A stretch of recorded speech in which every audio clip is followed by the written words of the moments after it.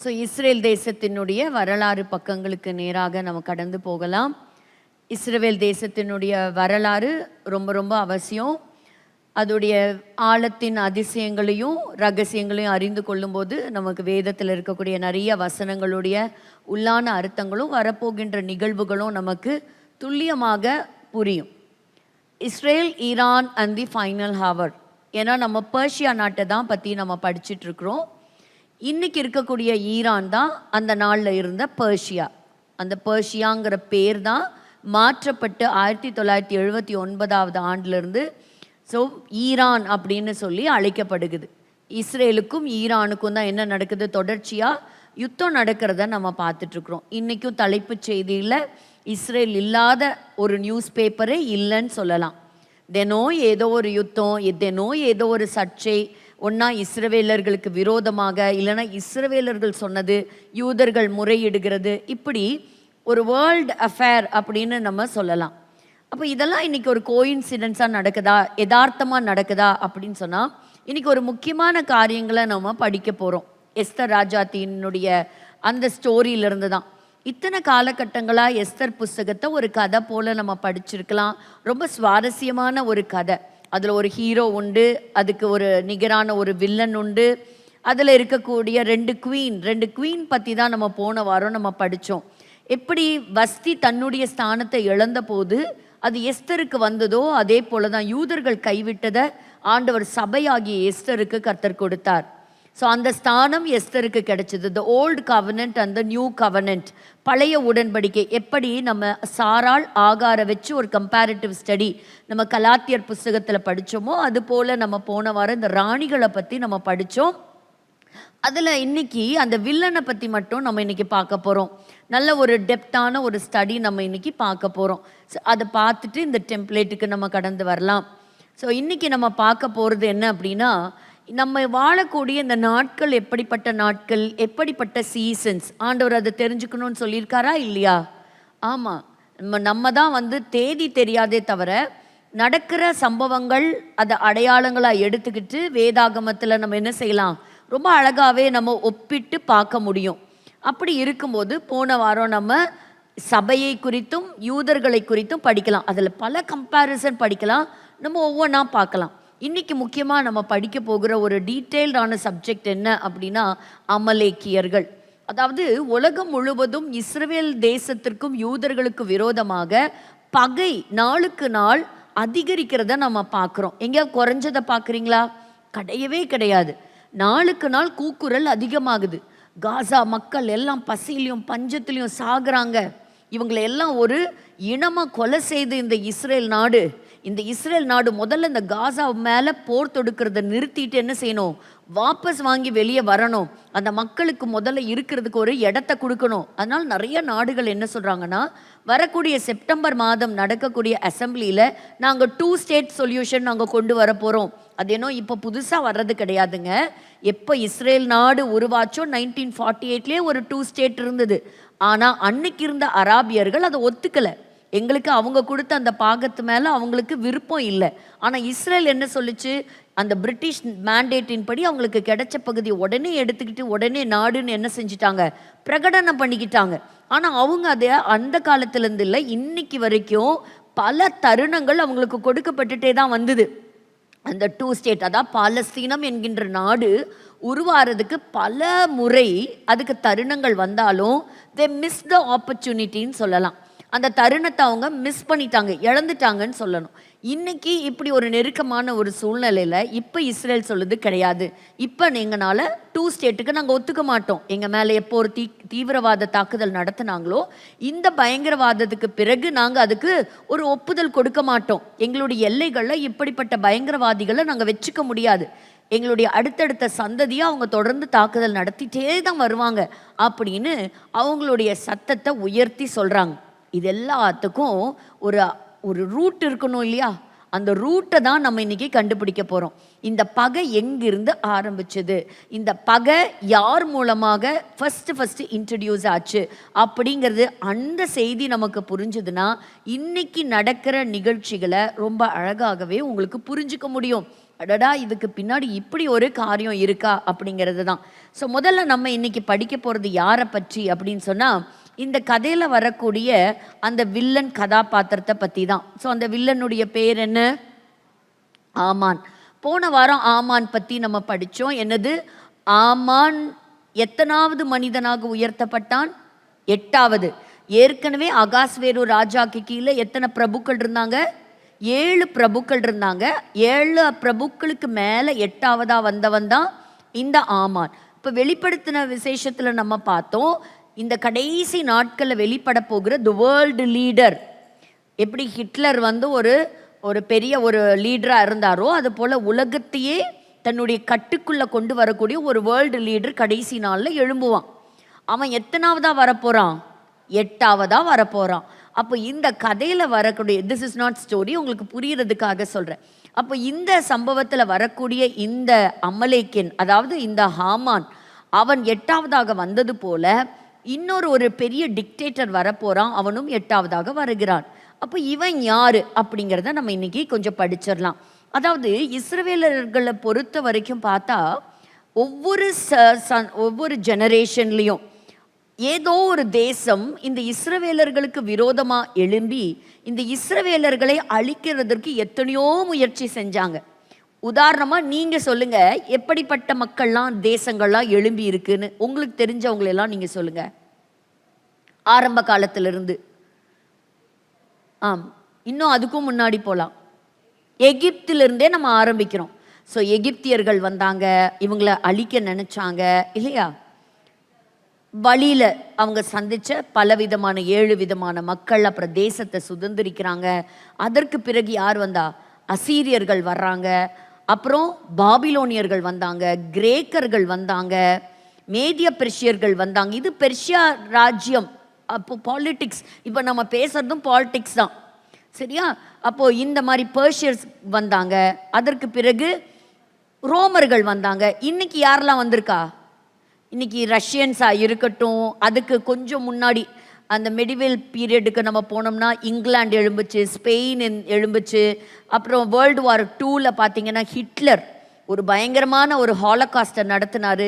இன்னைக்கு யார் இருக்கா? ஈரான் எழும்பி இருக்குது. ஸோ எந்த தலைமுறை நீங்கள் எடுத்துக்கிட்டிங்கனாலும் இவங்க அமைதலோட அவங்க குடியிருந்ததா என்ன கிடையாது, ஒரு ஹிஸ்ட்ரியே கிடையாது. அப்போ அப்படி இருக்கிற அந்த சமயத்தில் எல்லாம் இருந்தாலும் இன்னைக்கு எப்படிங்க இத்தனை தாண்டி இந்த குட்டி தேசம் இருக்குது அப்படின்னா, ஒரு வசனம் வாசிங்க. உபாகம புஸ்தகம் 31ஆம் அதிகாரம் 8வது வசனம். உபாகமம் 31:8. கர்த்தர் தாமே உனக்கு முன்பாக போகிறவர், உனக்கு முன்பாக போகிறவர், அவர் உன்னோடே இருப்பார், அவர் உன்னோடே இருப்பார், அவர் உன்னை விட்டு விலகுவதும் இல்லை, அவர் உன்னை விட்டு விலகுவதும் இல்லை, கைவிடுவதும் இல்லை, கைவிடுவதில்லை, பயப்பட வேண்டாம், வேண்டாம் என்றான். இது தாங்க இதோடைய சீக்ரெட்டே. இது ஏதோ யூதர்கள் வந்து வித்தியாசமான மனிதர்கள், அவங்களுக்கு ஏதோ ஒரு பவர் இருக்கு, அது கிடையாதுங்க. இந்த வசனத்தை இன்னைக்கு நாம் என்ன செஞ்சிருக்கிறோம் சபையா? இந்த வசனத்துக்கு நாமளும் சொந்தக்காரங்க தான். அப்போ இன்னைக்கு கர்த்தர் அவர்களுக்கு முன்பாக போகிறாரா? நிச்சயம் போகிறார். ஏன்னா அவங்கள நெருங்கிறதுக்கே இன்னைக்கு உலகம் பயப்படுது, இஸ்ரேலை தொடுறதுக்கு யோசிக்குது.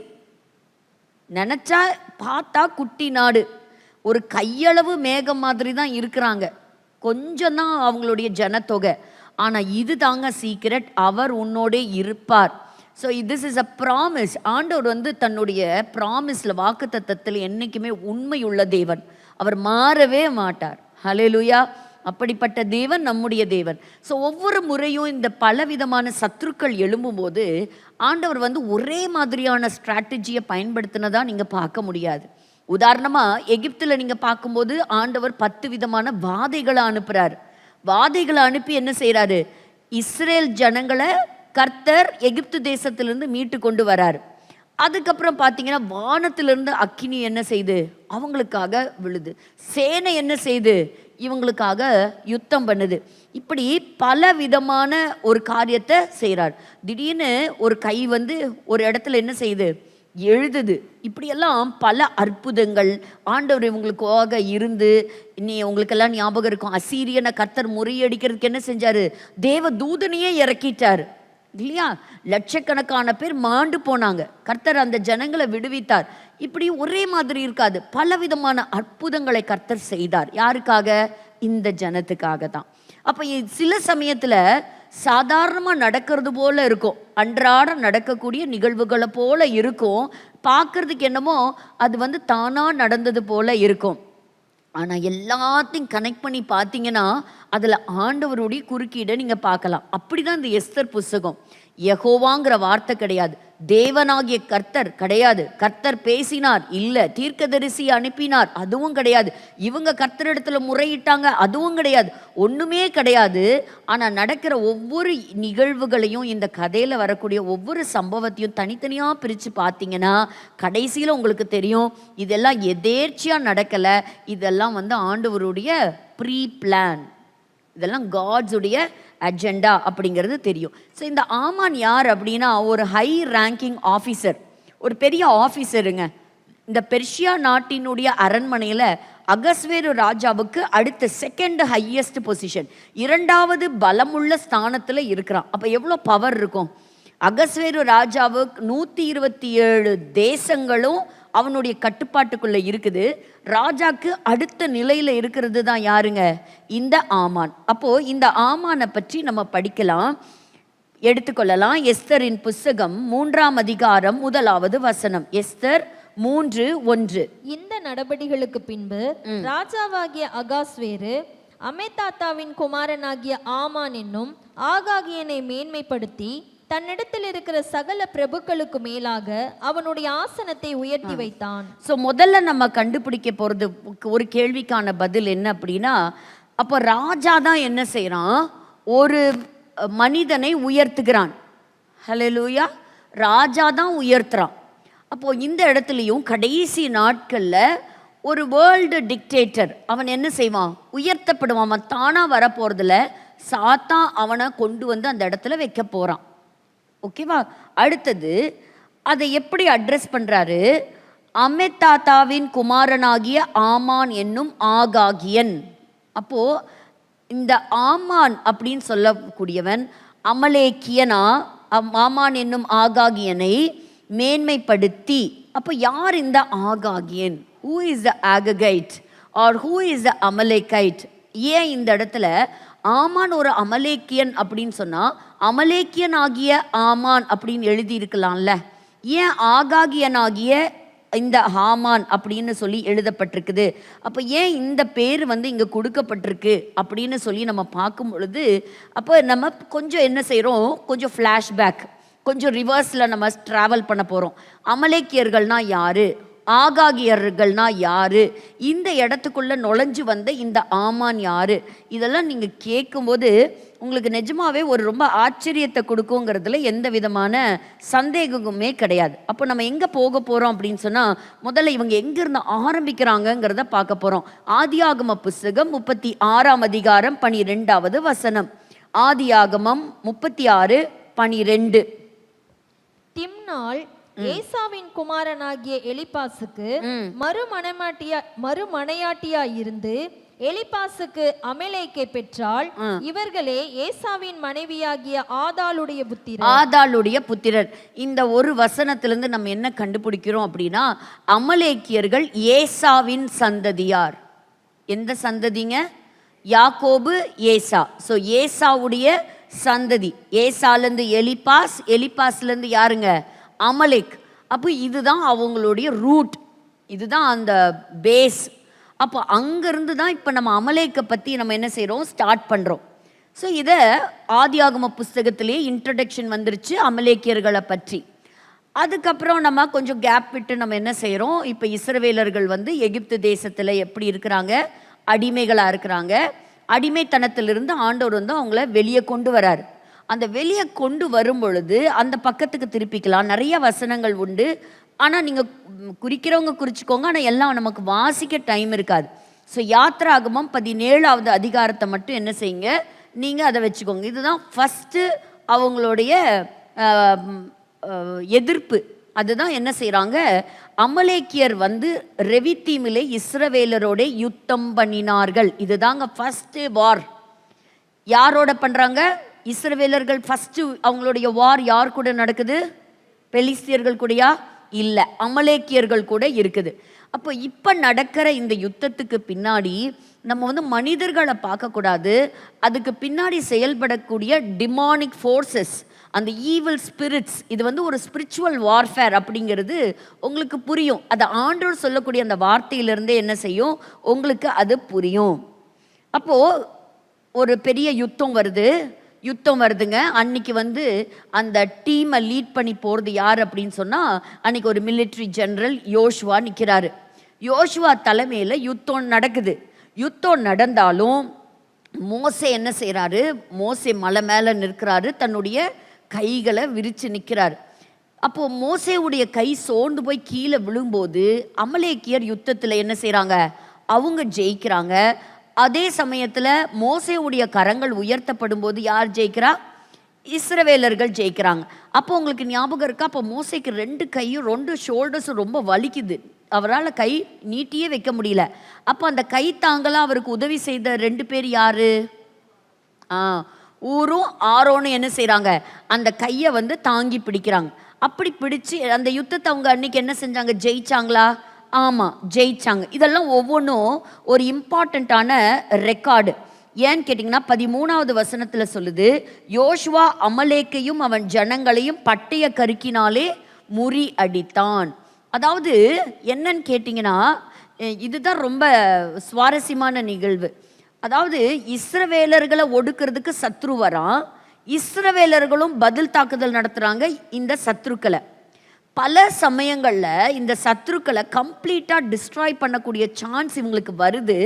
ஆனால் அதை இஸ்ரவேலர்களும் மிஸ் பண்ணுறாங்க. அதை மிஸ் பண்ணுறதுனால வரக்கூடிய விளைவுகள் தாங்க இந்த முழு பழைய ஏற்பாடும். அதாவது நல்லா புரிஞ்சுக்கோங்க, சத்ரு உங்களை அட்டாக் பண்ணுறான், நீங்களும் என்ன செய்கிறீங்க, சத்ருவை அட்டாக் பண்ணுறீங்க. அட்டாக் பண்ணும்போது அவனை கம்ப்ளீட்டாக நீங்கள் என்ன செய்யலாம், வெற்றி எடுக்கக்கூடிய தருணங்கள் வருது. ஆனால் நீங்கள் என்ன பண்ணுறீங்க, அதை மிஸ் பண்ணிடுறீங்க. அதை ஆனால் ஆண்டவர் சொல்கிறார், திரும்ப நீ மிஸ் பண்ணாத, ஒருத்தரை கூட விட்டு வைக்காத. அதெல்லாம் ஆண்டவர் சொல்லிகிட்டே இருக்கிறத நம்ம பார்க்குவோம். அப்போ குழந்தைன்னு கூட பார்க்காத, அந்த ஊரில் இருக்கிற அத்தனை பேத்தி வெட்டு. அப்போ நிறைய பேர் கேட்பாங்க, உங்கள் கடவுள் இவ்வளோ கொடூரமான கடவுளா, இப்படி வந்து எல்லாரையும் அழிக்க சொல்கிறாரு, எல்லாத்தையும் கொல்ல சொல்கிறாரு அந்த பட்டணத்தில்? அதுக்கான பதில் இன்னைக்கு உங்களுக்கு 100% கிடைக்கும். அப்போ யோசுவா என்ன செய்கிறாரு, அமலேக்கையும் அவன் ஜனங்களையும் பட்டய கருக்கினாலே முறியடித்தான். அப்போது பழைய ஏற்பாடின் கான்செப்டை நீங்கள் நல்லா புரிஞ்சுக்கணும். ஏதேன் தோட்டத்தில் ஆண்டவர் மனுஷனை படைச்சு வைக்கிறாருங்க. படைக்கும் போது அவனுக்கு என்ன தான் தெரியும்? ஆரம்பத்தில் நல்லது தெரியுமா, கெட்டது தெரியுமா? அவனுக்கு நன்மை மட்டும்தான் தெரியும், நன்மை மட்டும்தான் தெரியும். ஆனால் ஆண்டவருக்கு என்ன தெரியும்? நன்மையும் தெரியும், தீமையும் தெரியும். அப்போ இந்த இடத்துல இவனுக்கு எப்போ நன்மை தீமை தெரிய வந்தது? எப்போ அந்த மரத்துடைய கனியை சாப்பிட்டானோ அப்போ தான் மனுஷனுக்குள்ள நன்மை தீமை. அப்போ என்ன செய்கிறான், ஒரு பக்கத்தில் நன்மை செய்கிறவனா அப்படியே வர்றான், தீமை செய்கிறவனாகவும் தீமை செய்கிற சத்ருக்களாகவும் அவன் வர்றான். அப்போ நன்மை தீமை ரெண்டுமே இப்போ என்ன ஆகுது, அவனுக்குள்ளேருந்து வளர்ந்துட்டே வருது. அப்போது ஆண்டவர் சொல்கிறாரு, நீ நன்மை செய்தினா உனக்கு நன்மை கிடைக்கும். அப்போ அதை ஆபேல் கிட்டேயே ஆண்டவர் ஆபேலுடைய காரியத்துக்காக காயின் இடத்துல பேசும்போதே அவர் சொல்லுவார், உன் சகோதரன் எங்கே அப்படின்னு, நீ நன்மை செய்தால் உனக்கு மேன்மை இல்லையோ அப்படின்னு அர்த்தம். நீ நன்மை செய்தினா உனக்கு நன்மை ரிட்டர்ன் வரும், நீ தீமை செய்தினா என்ன அர்த்தம்? அதுதான் ஒரு ஊழியக்காரர் ரொம்ப அழகாக சொன்னார். ஆண்டவர் இந்த இஸ்ரவேல் ஜனங்களை தாம் பக்கமாக வச்சுக்கிட்டு எல்லாத்தையும் என்ன செஞ்சார், எல்லாத்துக்கும் நியாய தீர்ப்பு கொண்டு வந்தார். தீமை செய்த, கர்த்தரை விட்டு விலகின, தூரம் போன, கடைசியில் என்ன செஞ்சாராம், இவனையே போட்டு தள்ளிட்டாராம். ஏன்? அவன் ஆண்டவருக்கு விரோதமாக என்னைக்கு விக்கிரக ஆராதனையிலையும் ஆண்டவருக்கு துரோகியாக மாறினானோ அன்னைக்கு இவன் மேலே என்னாச்சு, பனிஷ்மெண்ட். இன்னைக்கு தேசம் கிடச்சிருச்சு, ஆனால் என்ன கிடைக்கல, சமாதானம், நிம்மதியான தூக்கம் இல்லை, செழிப்பான தேசம். த ஹாப்பியஸ்ட் கண்ட்ரியில் சர்வே எடுத்ததில் முதல் 3 இடங்களில் பிடிச்சிருக்கிறாங்க. என்ன ஒரு ஆச்சரியம், யுத்தத்தில் தான் இருக்காங்க 2 வருஷமாக. அப்படி இருந்தாலும் இன்னைக்கு சமாதானம். சரி, இப்போ இதுதாங்க அவங்களுடைய ஃபர்ஸ்ட் என்கொயரி. இப்போ பாருங்க, இந்த 14வது வசனம், யாத்ராகமம் 17:14 வசனத்துல கர்த்தர் மோசேயை பத்தி என்ன சொல்றாரு? நீ என்ன செய்யி, ஒரு புஸ்தகத்துல இது எழுதுங்கிறாரு. பல யுத்தங்கள் நடந்திருக்கு, ஆனா இந்த அமலேக்கியர்களோடு நீ செய்த இந்த யுத்தத்தை என்ன செய்ப்பா, ஒரு புக் எடுத்து நீ நோட் பண்ணிக்கோ. அதை என்ன செய், யோசுவாவின் செவி கேட்கும்படி அதை வாசி. அமலேக்கை வானத்தின் கீழெங்கும் இராதபடிக்கு நாசம் பண்ணுவேன் என்றார். இது ஒரு பயங்கரமான தீர்ப்பு ஒரு அமலேக்கியன் மேல விழுகுது. அப்போ இந்த அமலேக்கியன் யாரு? ஸோ வானத்தின் கீழ் எங்கும் இராதபடிக்கு. அப்போ இவன் மேல யாருடைய கோபம் பற்றி எரியுது? கர்த்தருடைய கோபம் அமலேக்கியன் மேல இருந்துகிட்டே தான் இருக்கு. அப்போ அடுத்தது பாருங்க, 16வது வசனம். அமலேக்கின் கை கர்த்தருடைய சிங்காசனத்துக்கு விரோதமாய் இருந்தபடியால் தலைமுறை தலைமுறை தோறும் அவனுக்கு விரோதமாய் கர்த்தரின் யுத்தம் நடக்கும் என்றான். இதுதாங்க ஒரு முக்கியமான ப்ராஃபசி. இவன் இஸ்ரவேலர்களுக்கு விரோதமா தானே அவன் யுத்தத்துல வந்தான். அவன் ஆண்டவருடைய சிங்காசனத்துக்கு விரோதமாவே வந்திருக்கிறான்னு இதுல எழுதப்பட்டிருக்கு. அப்படின்னா என்ன அர்த்தம்? த ஸ்பிரிட் ஆஃப் அமலேக், அந்த அமலேக்குள்ள இருந்து கிரியை செய்யக்கூடிய அந்த டிமானிக் ஃபோர்ஸஸ், அதை பற்றி நம்ம பார்க்குறோம். கர்த்தருக்கு நிகராக என்ன செய்கிறானா, ஆண்டவருக்கு நிகராக எழும்பி கர்த்தருடைய சிங்காசனத்துக்கு விரோதமாக அவன் வர்றான். அதனால ஜெனரேஷன்ஸ் ஆஃப்டர் ஜெனரேஷன்ஸ் இந்த யுத்தம் இதோட நிற்க போகிறது இல்லை. அப்படின்னு என்ன அர்த்தம்? இது தொடரும். அன்னைக்கு ஜெயிச்சிட்டாங்க, அன்னைக்கே முதல் வெற்றியை எடுத்துட்டாங்க அமலேக்கியர்கள் கிட்ட. யார் எடுத்தது? மோசேயினுடைய காலத்தில் யோசுவா தலைமையில் ஒரு முதல் ஜெயத்தை அவங்க பார்த்துட்டாங்க. ஆனால் this is very important prophecy. இந்த இடத்துல நம்ம பார்க்குறோம், தலைமுறை தலைமுறை தோறும் அவனுக்கு விரோதமாய் கர்த்தருடைய யுத்தம் நடக்கும். அப்போ நடக்குமா நடக்காதா? இன்னைக்கு வரைக்கும் நடக்குது, இன்னைக்கு வரைக்கும் நடக்குது. முடிஞ்ச அளவுக்கு இன்னைக்கு ஸ்பீடாக இங்கேருந்து ஆரம்பித்து நம்ம எது வரைக்கும் போக போகிறோன்னா, இந்த 1946 ஹிட்லருடைய காலகட்டங்கள் வரைக்கும் ஒரு வேகமான ஒரு சர்வே நம்ம எடுக்க போகிறோம். சரியா? அப்போது இந்த இடத்துல இப்போ நம்ம யாரை பற்றி படிச்சுட்டு இருக்கிறோம்? அமலேக்கியர்களை பற்றி நம்ம படிச்சுட்டு வரோம். இவங்களை பற்றி சொல்லப்பட்ட ஒரு தீர்க்க தரிசனம் பாருங்க. என்னாகம புஸ்தகம் 24ஆம் அதிகாரம் 20வது வசனத்தை வாசிக்கலாம். என்னாகமம் 24:20. மேலும் அவன் அமலேக்கை பார்த்து தன் வாக்கியத்தை எடுத்துரைத்து, அமலேக்குக்கு முந்தி எழும்பினவன் ஆனாலும் முடிவிலே முற்றிலும் நாசமாவான் என்றான். யுத்தம் ஒரு பக்கம் ஆண்டவர் சொல்றாரு, தொடர்ந்து நடந்துகிட்டே இருக்குங்கிறாரு. இந்த இடத்துல இன்னொரு வசனம் வெளிப்பாடு வருது, முந்தி எழும்பினவன். ஆனா அவன் கடைசியில எப்ப அவன் நாசம் அடைவான்? முடிவிலே. அப்போது ஏதோ ஒரு எண்ட் பாயிண்ட் இருக்குது, த எண்ட் டைம்னு ஒன்று ஃபிக்ஸ் ஆகிருக்குது. So this is all very important. இப்போ இப்படி இருக்கிறத நம்ம பார்க்குறோம். அதே போல் ஆண்டவர் மறுபடியும் ரிப்பீட் பண்ணுறதை பார்க்குறோம். உபாகம புஸ்தகம் 25:17வது வசனத்தை வாசிக்கலாம். எகிப்திலிருந்து புறப்பட்டு வருகிற வழியிலே அமலேக்கு தேவனுக்கு பயப்படாமல். யாருக்கு பயப்படாமல் எழுதியிருக்கு? தேவனுக்கு பயப்படாமல் உனக்கு எதிராக வந்தான். நீ இளைத்து விடாய்த்திருக்கையில். 18வது வசனம். நீ இளைத்து விடாய்த்திருக்கையில் பின் வருகிற உன் பாளையத்தில் உள்ள பலவீனரை எல்லாம் வெட்டினான் என்பதை நினைத்திரு. சிலதெல்லாம் ஆண்டவர் நினைச்சுக்கோன்னு சொல்றாருல்ல. இவங்களெல்லாம் மறந்துடாத, நீ என்ன செய், ஞாபகமே. ஆண்டவர் அவருடைய 2ஆம் வருகை அதை பற்றி சீஷர்கள்லாம் கேட்கும்போது பல அடையாளங்களில் ஒன்று என்ன செஞ்சார்? இதை நினைவில் வச்சுக்கோப்பா அப்படின்னு சொன்னார். யாரை பற்றி சொன்னார்? லோத்துடைய மனைவியை நினைத்துக்கொள்.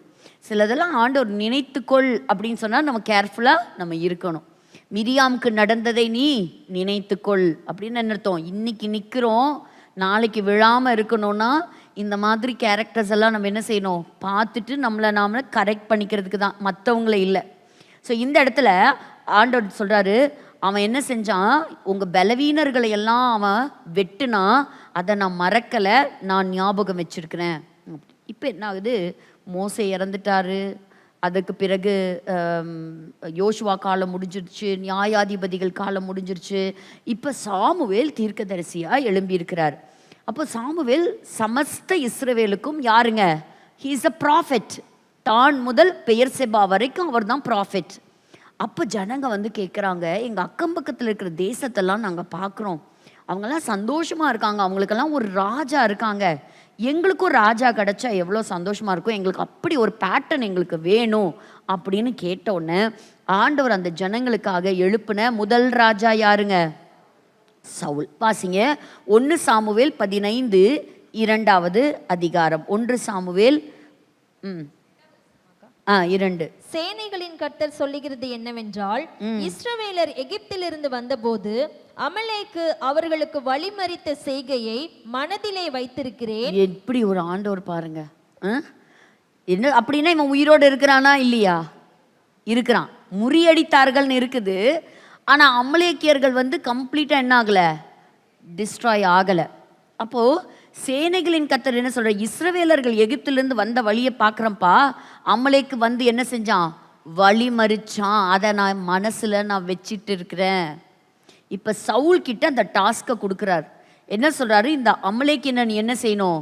கம்ப்ளீட்டா நீ டிஸ்ட்ராய் பண்ணணும் அப்படின்னு சொல்லக்கூடிய ஒரு மிகப்பெரிய ஒரு காரியத்தை அவர் அந்த இடத்துல இந்த சவுலுக்கு கொடுக்கறத நம்ம பார்க்குறோம். ஆனா சவுல் என்ன செஞ்சாரு அப்படிங்கிறத பார்க்கலாம். அதே 1 சாமுவேல் 14ஆம் அதிகாரம் 48வது வசனம் வாசிக்கலாம். அவன் பலத்து அமலேக்கியரை முறியடித்து இஸ்ரவேலரை கொள்ளையாடுகிற யாவர் கைக்கும் அவர்களை நீங்களாக்கி ரட்சித்தான். அமலேக்கியரை முறியடித்தான். இங்கேயும் என்ன வருது? அமலேக்கியரை முறியடித்தான். அதே 15வது அதிகாரம் 7வது வசனம் வாசிக்கலாம். 15:7. அப்பொழுது சவுல் ஆவிலா துவக்கி எகிப்திற்கு எதிரே இருக்கிற சூருக்கு போகும் எல்லை மட்டும் இருந்த அமலேக்கியரை மடங்கடித்து. இங்கேயும் பார்க்கிறோம். அப்போ ஒரு பர்டிகுலர் ஒரு லொக்கேஷன் இங்கே எழுதப்பட்டிருக்குது. ஆவிலால ஸ்டார்ட் பண்ணி எகிப்துக்கு எதிரே இருக்கிற சூருக்கு போகிற வழி வரைக்கும் இருக்கக்கூடிய அத்தனை அமலேக்கியர்களும் என்ன செஞ்சிட்டான்? மடங்கடித்தான். அப்படின்னா அவங்கள கொன்று போட்டான். அப்படின்னா அமலேக்கியர்கள் உயிரோடு இருக்கிறாங்க. ஏன்னா ஆண்டவர் சொல்லிட்டாரு, சந்ததி சந்ததியாக யுத்தம் நடந்துக்கிட்டே தான் இருக்கும். இப்போ வேற ஜெனரேஷன் எழும்பி இருக்கு. அதே ஆபிரகாமினுடைய சந்ததி தான் இப்போ சவுலுடைய காலத்தில் நடக்கிறத நம்ம பார்க்குறோம். அப்போது அதே ஆனால் முழுவதுமாக அமலேக்கியர்களை அவங்க அன்னைக்கு ஜெயிச்சாங்களா அப்படின்னு சொன்னால் 20வது வசனத்தை நம்ம வாசிக்கலாம். சவுல் சாமுவேலை நோக்கி, நான் கர்த்தருடைய சொல்லை கேட்டு கர்த்தர் என்னை அனுப்பின வழியாய் போய் அமலேக்கின் ராஜாவாகிய ஆகாகை கொண்டு வந்து அமலேக்கியரை சங்காரம் பண்ணினேன். இப்ப இந்த வசனத்தை இங்க தான் நம்ம ஃபர்ஸ்ட் ஒரு வார்த்தையை பார்க்கிறோம். புது வேர்டு ஆகாக். ஏன்னா ஆகாகியனாகிய ஆமான் அப்படின்னு படித்தோம். அப்போ இந்த ஆகாக் யாரு அப்படிங்கிற இன்ட்ரோடக்ஷன் இங்கே தான் நமக்கு கிடைக்குது. ஆகாகை கொண்டு வந்தேன். அப்போ இந்த ஆகாக் யாருங்க? ராஜா. ஆனால் இப்போ இந்த எகிப்தில் இவங்களை ஆட்சி செஞ்ச ராஜாவுக்கு பேர் என்னன்னு தெரியுமா? எகிப்தில் தெரியாது. பார்வோன். இயேசு கிறிஸ்து பிறந்த சமயத்தில் ரோமர்கள் ஆட்சி செஞ்ச காலத்தில் அப்போ இருந்த அந்த எருசலேமை ஆட்சி செஞ்சிட்டு இருந்த அந்த மன்னன் பேர் என்னன்னு தெரியுமா?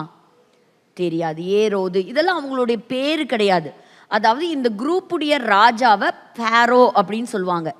அதே போல தான் இந்த அமலேக்கியர்களுடைய அந்த ராஜாங்கிற பட்டத்தில் இருக்கிறாங்க இல்லையா, அவங்களுக்கு தான் என்ன பேர்னா ஆகாகுன்னு பேர். இப்போ ஏரோது இல்லை பார்வோன் அப்படின்னு சொன்னாலே உங்களுக்கு என்ன புரிஞ்சிடும்னா அந்த ராஜ வம்சத்தை அவங்க சேர்ந்தவங்க, அந்த கிங்ஸ், அந்த அந்த ஜீனியாலஜிலேருந்து வர்றவங்க. அப்போது இந்த ஆகாக் அப்படின்னு சொல்லக்கூடியவன் மன்னன், அமலேக்கியர்களுடைய ராஜா. அப்போ தான் அவன் சொல்கிறான், நான் ராஜாவை நான் என்ன செஞ்சிட்டேன்? பிடிச்சு கொண்டு வந்துட்டேன். ஆனால் ஆண்டவர் அவனுக்கு கொடுத்த டாஸ்க் என்ன?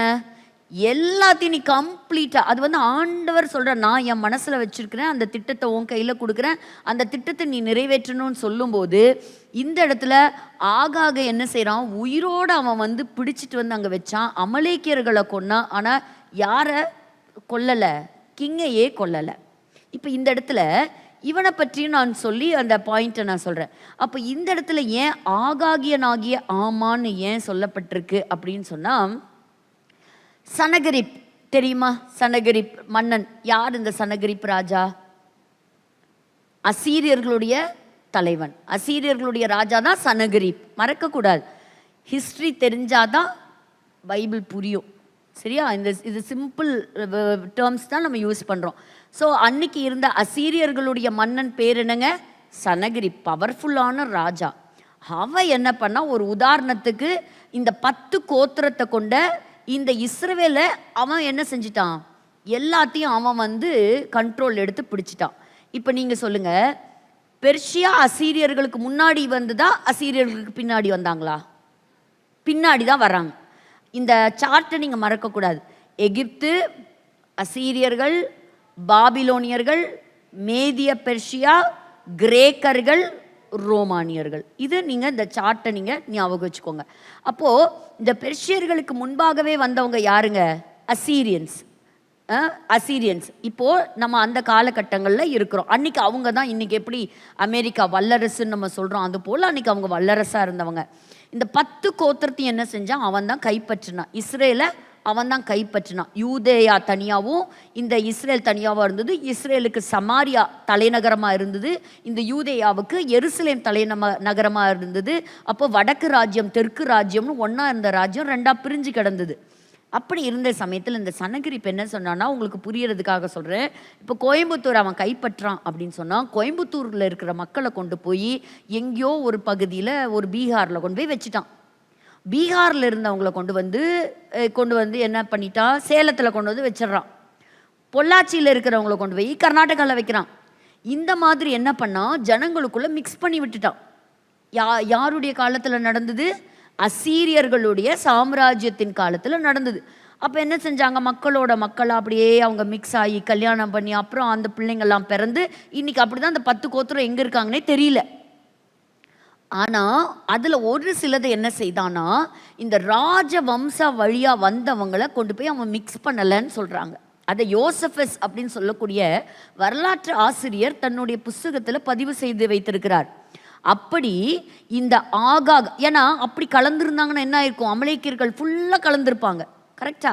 நம்மளால் கண்டுபிடிக்க முடியாது அந்த பியோர் அமலேக்கேட்ஸ் யாருன்னு. ஆனால் ஆண்டவர் சொல்லிட்டாரு, சந்ததி என்ன இருக்கும், இந்த யுத்தம் தொடரும்னு சொல்லிட்டார்.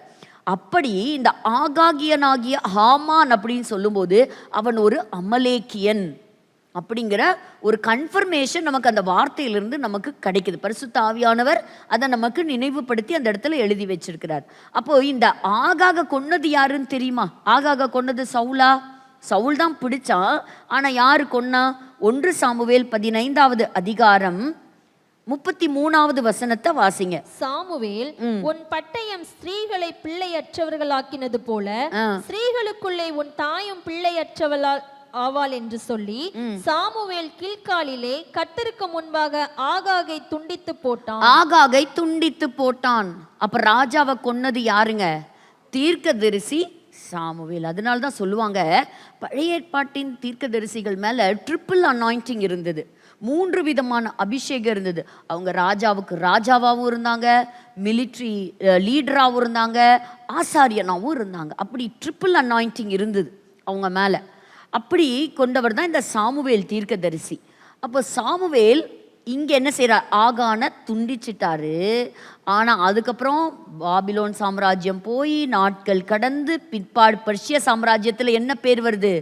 ஆகாகியனாகிய ஆமான். அப்போ அமலேக்கியர்கள் உயிரோட இருந்தாங்களா இல்லையா? இருந்தாங்க. ஏன்னா சவுலும் ஒரு பாயிண்ட் ஏலேருந்து பாயிண்ட் பிக்குள்ளே இருக்கக்கூடிய எல்லையில் இருக்கக்கூடிய அமலேக்கியர்கள் தான் அவன் கொண்டானே தவிர ஆண்டவர் கொடுத்த டாஸ்க்கை மட்டும் அவன் கரெக்டாக கம்ப்ளீட் பண்ணியிருந்தானா அமலேக்கியர்கள் மறுபடியுமா எழும்பி இருக்க மாட்டாங்க. சரி, இதோட கதை முடியுதா? கதை தொடருது. யாருடைய அடுத்த தலைமை வந்துருச்சு? இப்போ நம்ம தாவீது ராஜாவா வர்றதை நம்ம பார்க்குறோம். அப்போ தாவீது இப்போ ராஜாவா எழும்பிட்டார். அப்போ பாருங்க, இதை நீங்கள் வாசிங்க. 1 சாமுவேல் 27வது அதிகாரம் 8வது வசனம். இதெல்லாம் ரொம்ப இம்பார்ட்டன்ட், ரொம்ப கனெக்டிவிட்டி செயின் இருக்கக்கூடிய வசனங்கள். தாவீதும் அவன் மனுஷனை என்ன செய்கிறாங்க? கெசூரியர் மேலே, கெஸ்ரியர் மேலே, அமலேக்கியர் மேலே படையெடுத்து போனாங்க. அப்போ அமலேக்கியர் உயிரோடு இருக்கிறாங்களா? இருக்காங்க. அப்போ சவுளுடைய ஆட்சி காலம் முடிந்து அடுத்த ஒரு ராஜா எழும்பியாச்சு தாவீது. தாவீது காலத்திலையும் அமலேக்கியர்களோட சண்டை நடக்குது. இப்போதாங்க ஒரு முக்கியமான இம்பார்ட்டண்ட்டான ஒரு இன்ஃபர்மேஷனுக்குள்ளே நம்ம நுழையிறோம்.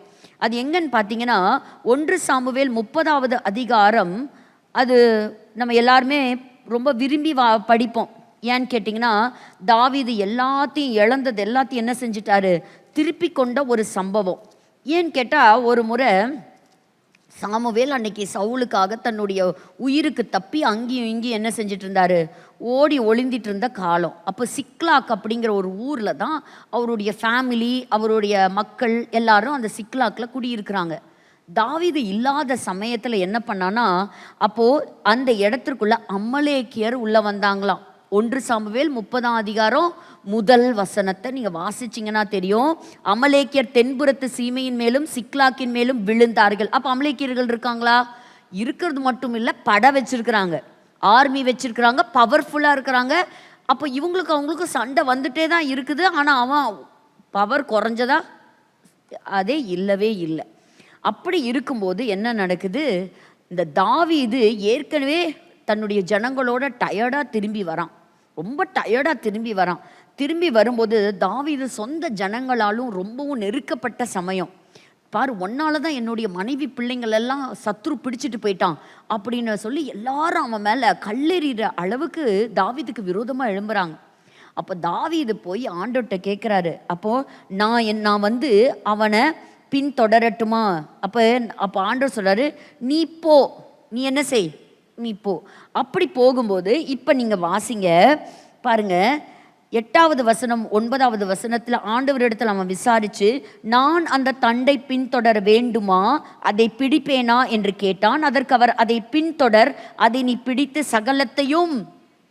இதெல்லாமே ஒரு ப்ராஃபட்டிக்கல் வேர்டுங்க, இதெல்லாமே ஒரு ப்ராஃபஸி தான். ஏன்னா அது தாவீதோட முடியலை, நிறைவேறி கொண்டிருக்கிற, நிறைவேற போகிற ஒரு முக்கியமான ஒரு தீர்க்க தரிசனம்.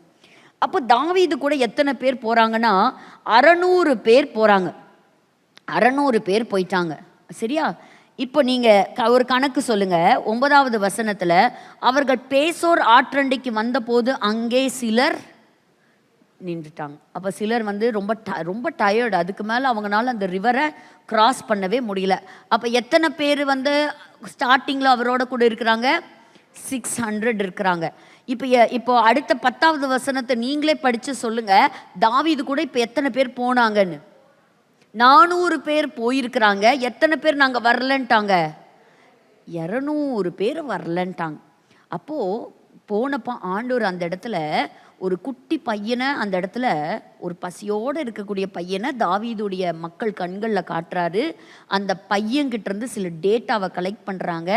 கலெக்ட் பண்ணி தெரிஞ்சுக்கிறாரு, அமலேக்கியர்கள் தான் வந்து தன்னுடைய எல்லா ஜனத்தையும் என்ன செஞ்சிட்டான், இல்லாத டைமில் பிடிச்சிட்டு போயிட்டாங்கிற அந்த தகவலை அவர் சேகரிச்சுட்டு அந்த பையனை கூட்டிக்கிட்டு எந்த வழியாக போனாங்கன்னு சொல்லி வழியை கேட்டு என்ன செஞ்சிட்டாரு, போயிட்டாரு. இப்போ யாரை பிடிக்க போகிறாரு? அமலேக்கியர்களை பின்தொடர்ந்து போகிறாரு. இப்போ பாருங்க, அன்னைக்கு அந்த இடத்துல எல்லாம் ஹாப்பியாக அந்த அமலேக்கியர்கள் கொண்டாடிட்டு இருக்கிறாங்க, பெரிய கொள்ளை அப்படின்னு. 17வது வசனம் என்னாச்சுன்னா, அவர்களை தாவீது அன்று சாயங்காலம் தொடங்கி மறுநாள் சாயங்காலம் மட்டும் முறியடித்தான். யாரை முறியடித்தான்? முறியடித்தான். அப்போ அங்கே கொஞ்சம் பேர் என்ன ஆனாங்க, செத்து போனாங்க. இப்போ தான் அடுத்த ஒரு இன்ஃபர்மேஷன் வருது, அந்த வசனத்தினுடைய மீதி பாதி. என்னது? ஒட்டகங்கள் மேல் ஏறி ஓடிப்போனவங்க யாருங்க? அமலேக்கியர். ஒட்டகங்கள் மேல் ஏறி ஓடிப்போன 400 வாலிபர்கள் தவிர அவர்களில் வேறு ஒருவனும் தப்பவில்லை. இந்த தோல்விக்கு யார் காரணம்னு நினைக்கிறீங்க? சவுல் இதெல்லாம் முடிஞ்சிருச்சு, இப்போ தாவீதுடைய காலத்தில் வந்துட்டோம். கரெக்ட். சொல்லுங்க, என்னது? அந்த 200 பேர் வரலன்னு சொன்னாங்க பார்த்தீங்களா? அந்த 200 பேர் மட்டும் அன்னைக்கு தாவீதோட, நாங்கள் உனக்கு தோள் கொடுக்குறோம், நாங்கள் நிற்கிறோம் அப்படின்னு அவங்க சூழ்நிலையை பார்க்காம, பலவீனங்களை பார்க்காம நின்றுருந்தா அன்னைக்கு முழு வெற்றி அன்னைக்கு இஸ்ரவேலர்களுக்கு ஆண்டவர் அன்னைக்கு கையில் கொண்டு வந்து கொடுத்தார். ஆனால் என்ன பண்ணிட்டாங்க, ஆற்ற கடக்கிறதுக்கு சோம்பேறித்தனப்பட்டு 200 பேர். ஆமாம், அப்போ அமலேக்கியர்களை கம்ப்ளீட்டாக எராடிகேட் பண்ணணுங்கிறது தேவ திட்டம். ஏன்னா அவன் தேவனுடைய சிங்காசனத்துக்கு விரோதமாக எழும்பினவன் சொல்லியாச்சு. ஆனால் அன்னைக்கு தாவீதுடைய கைக்கு வந்தும் கொஞ்சம் பேர், ஒரு 400 பேர் என்ன செஞ்சிட்டாங்கன்னா அமலேக்கியர்கள் தப்பிச்சு போயிட்டாங்க. ஸோ இது என்னாச்சு, ஃபஸ்ட்டு எங்கே பார்த்தோம், அந்த யாத்ராம் புஸ்தகத்தில் எகிப்துலேருந்து வெளியே வந்தோடனே ஃபஸ்ட்டு வார். ஸோ அதில் கொஞ்சம் பேர்த்த விட்டுறாங்க, யோசுவா விட்டுறாரு. அதுக்கப்புறம் பார்க்குறோம் சவுலும் கொஞ்சம் பேர்த்த விட்டுட்டாரு. ஆனால் அந்த ராஜாவை சாமுவேல் கொன்னார். 3வது தாவீது கைக்கு வருது. தாவீது தொடர்ந்து சண்டை போட்டாலும் தாவீதுக்கு தோள் கொடுக்கறதுக்கு அன்னைக்கு ஆள் பலம் இல்லை. எல்லாத்தையும் அவர் மீட்டுட்டு வந்துட்டார். அது ஒரு பெரிய விக்ட்ரி. அதை மட்டும்தான் நம்ம பார்க்குறோம். பாரு, அவனுடைய மனைவி, பிள்ளைங்க, சொத்து பத்து, நகை நட்டு, பணம், ஆடு மாடு எல்லாத்தையும் கொண்டு வந்துட்டான். அதை மட்டும் பார்க்குறோம். ஆனால் கொஞ்சம் சத்ரு உயிரோடு வச்சிட்டோங்கிறத மறந்துடுறோம். நம்ம லைஃப்லேயும் அப்படி தான். நம்ம பரிசுத்த வாழ்க்கையின் இந்த பயணத்தில் பல சமயங்களில் நம்மளுடைய பரிசுத்தத்தை, நம்மளுடைய ஆண்டவரோடு நெருங்கி வரக்கூடிய அந்த வாழ்க்கையை தடுமாறு செய்யக்கூடிய காரியத்தை சில சமயம் கம்ப்ளீட்டாக இராடிகேட் பண்ணணும். நோ சொல்கிற இடத்துல நோ சொல்லி கட் பண்ண வேண்டிய இடத்துல கட் பண்ணும். அப்போ மட்டும்தான் நம்மளால் ஆண்டவருக்குள்ளே நிற்க முடியும். இல்லைன்னா அந்த சத்ரு என்ன செய்வான், எங்கேயோ ஒரு இடத்துல வேர்பிடிச்சு நிற்பான். சரி, இதோட நின்றுச்சா, இங்கே கொஞ்சம் 400 பேர் இருக்கிறாங்க. இவங்களை யார் போட்டு தள்ளினாங்கன்னு தெரியுமா? அங்கே தான் வரும். 1 நாளாகம புஸ்தகம் 4வது அதிகாரம் 1 நாளாகமம் 4:43. அமலேக்கியரில் தப்பி மீதியாயிருந்தவர்களை மடங்கடித்து இந்நாள் வரைக்கும் இருக்கிறபடி அங்கே குடியேறினவர்கள் சிமியோன் கோத்திரத்தார். மேல வசனத்துல இருக்கான், வாசிங்க. யாருங்க? த ட்ரைப் ஆஃப் சிமியன். அப்ப பாருங்க, சிமியோனின் புத்திரராகிய இவர்களில் 500 மனுஷரும் அவர்கள் தலைமைக்காரராகிய இஷியின் குமாரரான பெலத்தியாவும் நெகரியாவும் ரெப்பாயாவும் ஊசியேலும் சேயீர் மலை தேசத்திற்கு போய் அமலேக்கியரில் தப்பி, எத்தனை பேர் தப்பி மீதி இருந்தாங்க? 400 பேர். அப்படி நம்ம ஒரு கணக்கு வைக்கிறோம். அப்போ இந்த 400 பேரும் அன்னைக்கு யார் கையில் ஆண்டவர் கொடுத்தாரு? சிமியோன் கோத்திரத்தின் கையில் கொடுத்தாரு. இப்படி அமலேக்கியர்களுடைய வரலாறுங்கிறது ஏதோ எங்கேயோ ஒன்று விட்டுது ஒன்று தொடங்குச்சுன்னு இல்லாமல் இது எப்படி ஒரு பெரிய தொடர்கதை. அப்படி மீதி வந்து ஒருத்தன் உயிரோடு இருந்தான், ஆமான். அந்த ஆமானை போட்டு தள்ளினது தான் எஸ்தர் ராஜாத்தி. ஹல்லேலூயா. ஆண்டவர் ஒரு மிகப்பெரிய ஒரு வெற்றியை கொடுத்தார். அப்போ இந்த ஆமானை பற்றி தான் நம்ம இப்போ என்ன செய்கிறோம், நம்ம தியானிக்கிறோம். அப்போ இப்படி இவ்வளோ பவர்ஃபுல். ஏன்னா ஆண்டவர் சொல்லிட்டார், நான் அவனை மறக்க மாட்டேன், அவனை விட மாட்டேன், முற்றிலுமாக என்ன செய்வான், அவன் அழிக்கப்பட்டு போவான். அப்படியெல்லாம் இருக்கும்போது இந்த ஆமான் யாருக்கு நிழலாக இருக்கிறான் அப்படின்னு சொன்னால், வரக்கூடிய அந்தி கிறிஸ்துவுக்கு அவன் என்ன செய்கிறான், நிழலாக இருக்கிறான். ஸோ இதுதான் நம்ம இன்னைக்கு இவங்களை முதல்ல ஒரு இன்ட்ரடக்ஷனில் நம்ம பார்க்குறோம். முதல்ல ஆகாகியன்னா யாருன்னு பார்த்தோம், அமலேக்கியர்கள்னா யாருன்னு பார்த்தோம். அதே போல் இந்த அமலேக்கைட்ஸ் யாருன்னு பார்த்தோம். அமலேக்குங்கிறவங்க எங்கேருந்து ஆரம்பித்தாங்க, இவங்க யாருடைய சந்ததியார்? ஏசாவுடைய சந்ததியிலிருந்து அவங்க வந்தாங்க அப்படிங்கிறத பார்க்குறோம். அதுபோல் இவன் அந்த அந்த ஆரம்ப காலத்திலிருந்து இவங்களுக்கு யூதர்களை பிடிக்கவே பிடிக்காது. இப்போ யூதர்கள் அப்படின்னாலே இவங்களுக்கு பகைஞர்கள் தான். அப்படி இருக்க ஒரு காலகட்டங்களில் தான் இன்றைக்கி நம்ம இந்த ஒரு ஆமானை பற்றின ஒரு இன்ஃபர்மேஷனை மட்டும் இன்றைக்கி சொல்லி இதோட நான் நிறுத்துகிறேன். அது அப்போ வாசிக்கலாம். வெளிப்படுத்தின விசேஷம் 13ஆம் அதிகாரம் 1வது வசனம். பின்பு நான் கடற்கரை மணலின் மேல் நின்றேன். அப்பொழுது சமுத்திரத்திலிருந்து ஒரு மிருகம் எழும்பி வர கண்டேன். அதற்கு 7 தலைகளும் 10 கொம்புகளும் இருந்தன. கொம்புகளின் மேல் 10 முடிகளும் அதன் தலைகளின் மேல் தூஷணமான நாமமும் இருந்தன. இப்ப பாத்தீங்கன்னா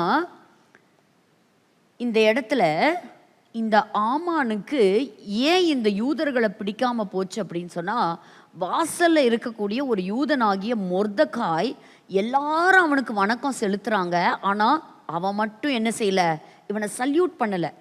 சல்யூட் பண்ணல அப்படின்னா எப்படி சல்யூட் அப்படின்னா, ஒரு கடவுளை எப்படி நம்ம வர்ஷிப் பண்ணுவோமோ அதுபோல தரையில விழுந்து என்ன செய்யணும், நமஸ்கரிக்கணும். யார? இந்த ஆமான. அப்படி he must bow down and worship him like a god. ஆனா யூதர்கள் என்ன செய்ய மாட்டாங்க, ஆண்டவரை தவிர, கர்த்தரை தவிர நான் என்ன செய்ய மாட்டேன், எந்த மனுஷனையும் நான் வணங்க மாட்டேன். இது முதல் பாயிண்ட். ரெண்டாவது பாயிண்ட், மொர்தெகாய்க்கு நல்லா தெரியும், இவன் ஒரு அமலேக்கியன். இந்த அமலேக்கியன் நாங்கள் விடாய்த்திருந்த காலத்தில் இருந்து, நாங்கள் எகிப்து தேசத்தில் வெளிவந்த நாள்ல இருந்து எங்களை துரத்திட்டு வர்றவன் அப்படிங்கிறது மொர்தெகாய்க்கு தெரியுமா தெரியாதா? தெரியும். அவன் அழிக்கப்பட வேண்டியவன், யூதர்களுடைய சத்துரு. அதனால தான் ஐடென்டிஃபிகேஷனை மறைக்க சொல்றார். எஸ்தர் கிட்ட சொல்லும் பொழுது, அப்போ அச்சால்கிட்ட சொல்லும் பொழுது என்ன சொல்ற, உன்னுடைய ஐடென்டிட்டியை இப்போ யூதன்கிறது நீ என்ன செய்யாத, நீ சொல்லாத. ஏன்னா அங்கே தலைமையில் இருக்கிறதே யாரு தான், யூதர்களுடைய எனிமி. அதனால்தான் இந்த பொல்லாத ஆமான், த விக்கெட் ஹாமான் அப்படின்னு எஸ்தர் ராஜாவை பார்த்து சொல்லுவாங்க. அதுதான் அவனுடைய அடையாளமே, த விக்கெட் ஹாமான் அப்படின்னு. அப்போ இவன் என்ன செய்யறான்னு பார்த்தீங்கன்னா, இந்த எஸ்தர் புஸ்தகத்துக்கு நேராக நம்ம திருப்பி கொள்ளலாம். 3வது அதிகாரம். இப்போ இவனுக்கு கோபம். ஒவ்வொன்றா நான் பாயிண்ட்டை நெக்ஸ்ட் வீக் நான் கண்டினியூ பண்ணுறேன். இந்த ஒரு பாயிண்ட்டை மட்டும் நான் சொல்கிறேன். இந்த 10 கொம்புகள்னு எடுத்தோம் இல்லையா, அதை மட்டும் நான் சொல்கிறேன். பாருங்க, மூர்க்கம் நிறைந்தவன், கோபக்கார, ஹேட்ரட், அவனுக்குள்ள கசப்பு, விரோதம். யார் மேலே? யூதர்கள் மேலே. அது போல் இவனுக்கு ஒரு விரோதம் இருந்தது.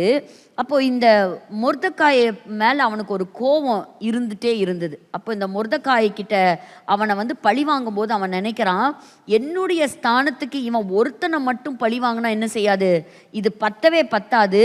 நான் என்ன செய்ய போகிறேன், இந்த யூதர்கள் எங்கே இருந்தாலும் சரி, எங்கே இருந்தாலும் சரி, அவங்கள என்ன செய்ப்பேன். இப்போ 127 தேசத்தையும் ஆட்சி செய்கிறது அகஸ்வேரு மன்னன். இப்போ ஒரு பாயிண்ட்டை நம்ம கொண்டு வரோம்.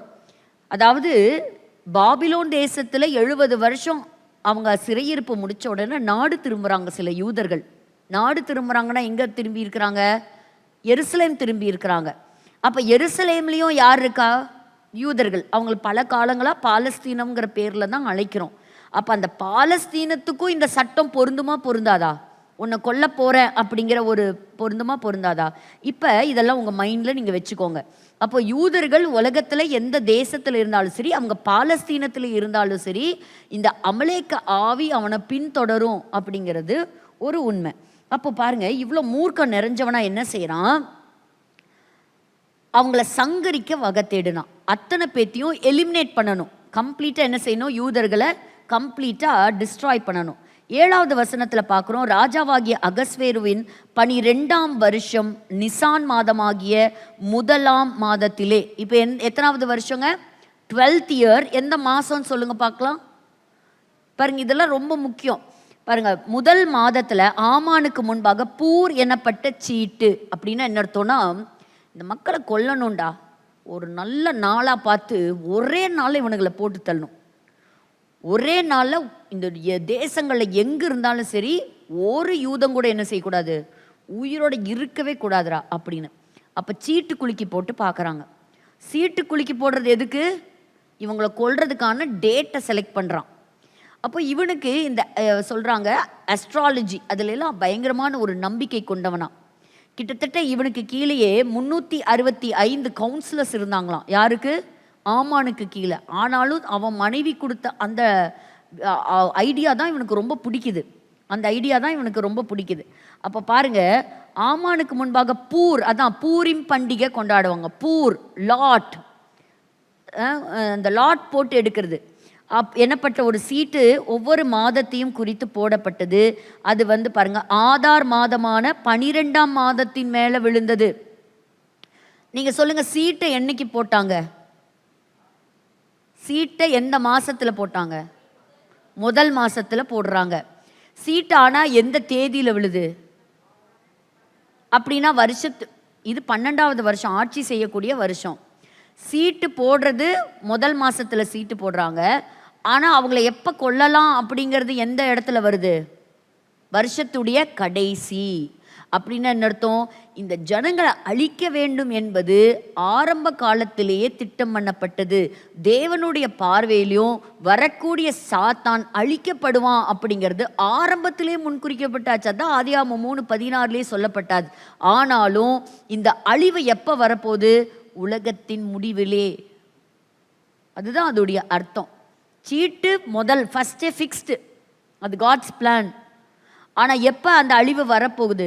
இந்த கடைசி மாதத்தில் வரப்போகுது. அப்போது அது போல் அந்த டேட் அவன் ஃபிக்ஸ் பண்ணிக்கிறான். அதுவும் பார்த்திங்கன்னா அந்த டேட் என்ன சொல்கிறாங்கன்னா, மோசே மரித்த தினமாக கூட மாதமாக கூட இருக்கலாம் அப்படின்னு சொல்கிறாங்க. ஒவ்வொரு மாதமும் ஒவ்வொரு விதமான முக்கியமான இன்ஃபர்மேஷன் வாய்ந்தது அப்படின்னு சொல்லலாம் இந்த யூதர்களுக்கு.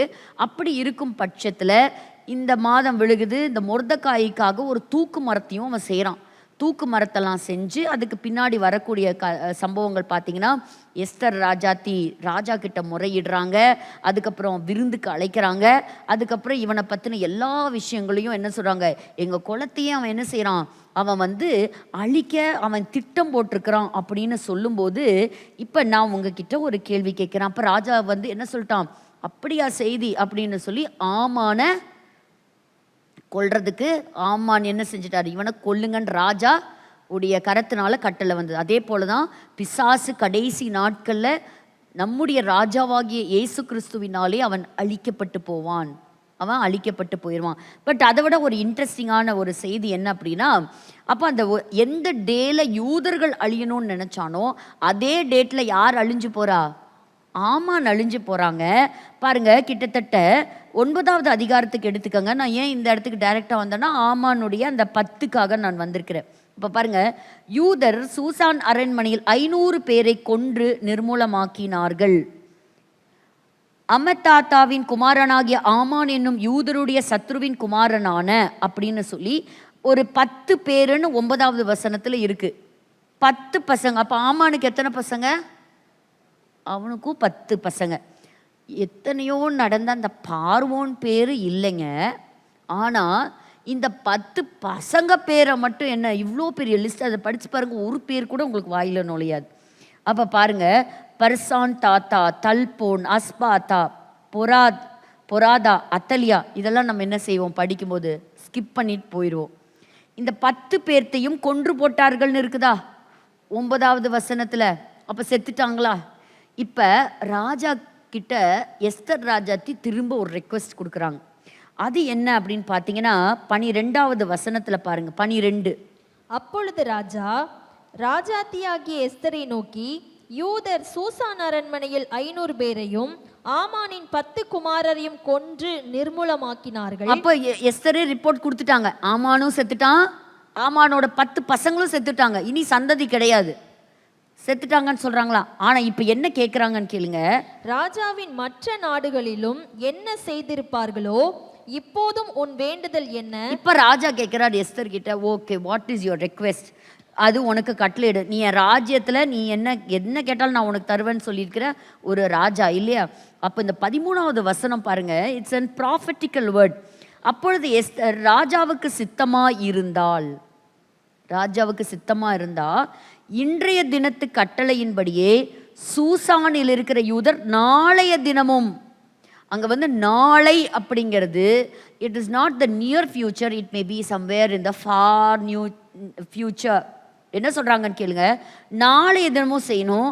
ஆமானுடைய 10 குமாரருடைய உடலை தூக்கு மரத்தில் தூக்கு போடணும். அவன் தான் செத்து போயிட்டானே, அவனே செத்து பெணம்.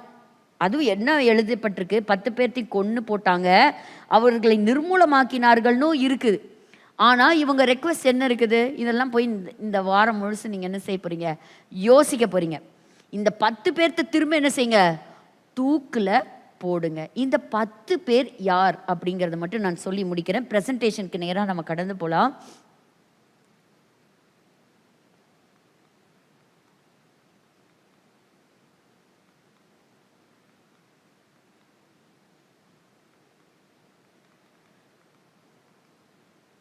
ஸோ இவங்க தான் யாருங்க, அந்த 10 பசங்களுடைய பேர். இப்போ தான் இதிலிருந்து நமக்கு ஒரு சின்ன ஒரு இன்ஃபர்மேஷன் டிரைவ் ஆனது. இன்றைக்கும் இதுக்கு ஆதாரங்கள் நிறையா இருக்குது. ஸோ இத்தனை பேர் இங்கே படிக்கிறீங்களா, இதெல்லாம் நம்ம இங்கிலீஷில் படிக்கிறோமா? இது ஒரிஜினல் ஹீப்ரூ ஸ்கிரிப்ட். இது என்னது? Original Hebrew script. இந்த எஸ்தர் புஸ்தகத்தை எழுதி, அப்போ ஒரு புஸ்தகத்தை பார்த்து எழுதும்போது எப்படி எழுதுவாங்கன்னா, ஃபாண்ட் மாறாமல், சைஸ் மாறாமல், கேப்பு மாறாமல் என்ன செய்வாங்க, இந்த வேதாகமத்தை அப்படியே எடுத்து காப்பி பண்ணுவாங்க. அப்போ இதெல்லாம் காப்பி பண்ணும்போது தான் ஒரு வித்தியாசத்தை கண்டுபிடிச்சிருக்கிறாங்க. என்ன வித்தியாசத்தை கண்டுபிடிச்சாங்க அப்படின்னு சொன்னால், ஒரு ஸ்லைடு போடாமல் விட்டுட்டேன் போல இருக்கு. இதில் 3 எழுத்துக்கள், நான் நெக்ஸ்ட் வீக் இதில் வந்து 3 எழுத்துக்கள், அதை அண்டர்லைன் பண்ணி வச்சுருந்தேன். 3 எழுத்துக்கள் மட்டும் எபிரேய எழுத்துக்கள் சின்ன எழுத்துக்களாக இருந்ததுதான். மற்ற ஃபாண்ட் சைஸை விட இந்த ஃபாண்ட் சைஸ் எப்படி இருந்ததுங்க? சின்ன ஃபாண்ட் சைஸாக இருந்தது. அப்போ அதை எடுத்த ஆராய்ச்சியாளர்கள் அந்த 3 எழுத்துக்களை எடுத்து பார்த்துருக்குறாங்க. அப்போது தவ், ஷீன், ஜாயின், அப்போ எபிரேய எழுத்துக்கள், அந்த ஆல்ஃபபெட்ஸ், அதை எடுத்து அது என்ன வார்த்தையாக இருக்கும் அப்படின்னு பார்க்கும்போது தஷாவ் அப்படின்னு வந்திருக்கு. அதுக்கு ஒரு அர்த்தமே இல்லை. அப்போ இப்படி ஒரு அர்த்தமே இல்லை. அப்போ இது என்னவா இருக்கும் அப்படின்னு பார்க்கும் பொழுது, ஒரு நிமிஷம் பின்னாடி இருக்கான்னு பார்த்துக்கலாம். இப்போ இங்கே பாருங்கள், அது தஷாவ், அதாவது இப்போ இங்கிலீஷில் வந்து ஏபிசி அப்படின்னு வருதுன்னு வச்சுக்கோங்க. அதில் ஏதாவது அர்த்தம் இருக்கா? இல்லை. ஸோ அந்த மாதிரி அதில் எந்த அர்த்தமும் இல்லை. அதுக்கப்புறம் தான் என்ன பண்ணுறாங்க, டிரைவ் பண்ணுறாங்க. ஏன்னா எபிரேய எழுத்துக்களுக்கு ஒவ்வொன்றுக்கும் என்ன இருக்குதுங்க, ஒவ்வொரு நம்பர்ஸ், நியூமரல்ஸ் இருக்குது. ஸோ அதோட வேல்யூ எடுத்து பார்க்குறாங்க. ஸோ அந்த வேல்யூ எடுத்து பார்க்கும்போது 7, 300, 400 அப்படி கூட்டும்போது அதோடைய எண்ணிக்கை என்ன வருது? 707. இது என்னவா இருக்கும்? 707 அப்படிங்கிறத யோசிக்கும் போது பார்த்தா, அதே புஸ்தகத்தில் எபிரேய அந்த எஸ்தர் ராஜாத்தியினுடைய புஸ்தகத்தில் பார்க்கும் பொழுது இன்னொரு எழுத்தும் வந்து ஒரு சின்ன எழுத்து இருந்தது. நான் இந்த ஸ்லைடு ஆர்டரில் பாருங்க. ஸோ அந்த நம்பர் அது வந்து 6, அதாவது 6வது முறையாக வரக்கூடிய 707, அதாவது இந்த எத்தனாவது millennium? Okay, so here the 5th millennium. அப்போ முதல்ல ஆண்டவர் படைச்சதுலேருந்து 707வது வருஷம், 1707, 2707, இதெல்லாம் என்ன நம்பர் அப்படின்னு கேட்டிங்கன்னா, இப்படியெல்லாம் நம்ம இருக்கிறதே 2025 தானே இருக்கிறோம் அப்படின்னு நீங்கள் நினைக்கலாம். பட் இதெல்லாம் எதை குறிக்குது?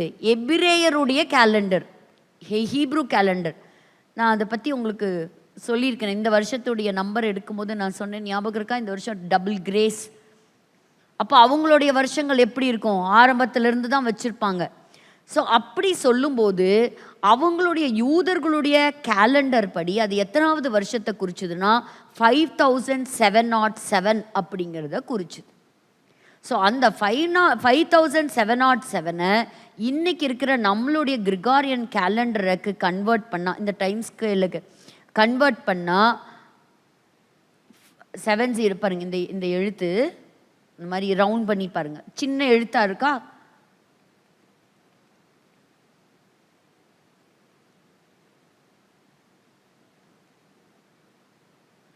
ஸோ ஹீப்ரூவோட 5707 அப்படிங்கிறது மாடர்ன் இன்னைக்கு இருக்கிற கிரிகாரியன் கேலண்டருடைய வருஷம் எதை குறிக்குதுங்க?